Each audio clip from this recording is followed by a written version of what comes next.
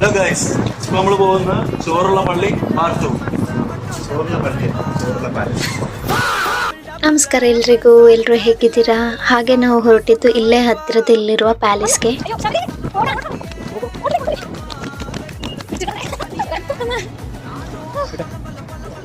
ಏನಿಲ್ಲ, road cross ಮಾಡಲಿಕ್ಕೆ green light off ಆಗ್ತಾಯಿತ್ತು, ಅದಕ್ಕೆ ಈ ಓಟ.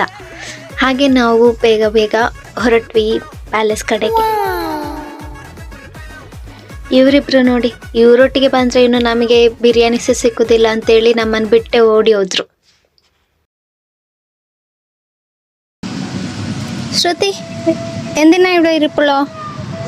ലേഡീസിനെ പാലസിലോട്ട് അലോ ചെയ്യില്ല എന്ന് പറഞ്ഞു ഗൈസ്. എന്തിനാ? ബിരിയാണിക്ക്. സോങ്ങായി അല്ലേ? ബിരിയാണി തരില്ലെന്ന് പറഞ്ഞു ലേഡീസ്. ಸಾರಿಲ್ಲ ಪೋಟೆ.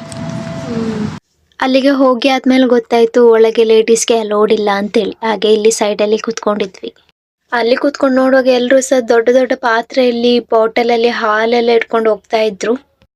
ನಾವು ತಗೊಂಡು ಹೋಗಿದ್ದು ಒಂದೇ ಒಂದು ಪ್ಲಾಸ್ಟಿಕ್. ಆ ಹೊಸ ತಗೊಂಡ ಪ್ಯಾನ್ ಕೈಯಲ್ಲಿ ಇಟ್ಕೊಂಡು ಆ ಪ್ಲಾಸ್ಟಿಕ್, ಇನ್ನೊಂದು ಪ್ಲಾಸ್ಟಿಕ್ ಅಲ್ಲಿ ಸಹ ಇಬ್ಬರು ತಗೊಂಡು ಬಂದಿದ್ದಾರೆ ಫುಲ್. 2 ಬಾಕ್ಸ್ ಬಿರಿಯಾನಿ ಮತ್ತೆ ಮಟನ್ ಕರಿ ಮತ್ತೆ ಹರೀಸ್ ಇತ್ತು ಅದ್ರಲ್ಲಿ.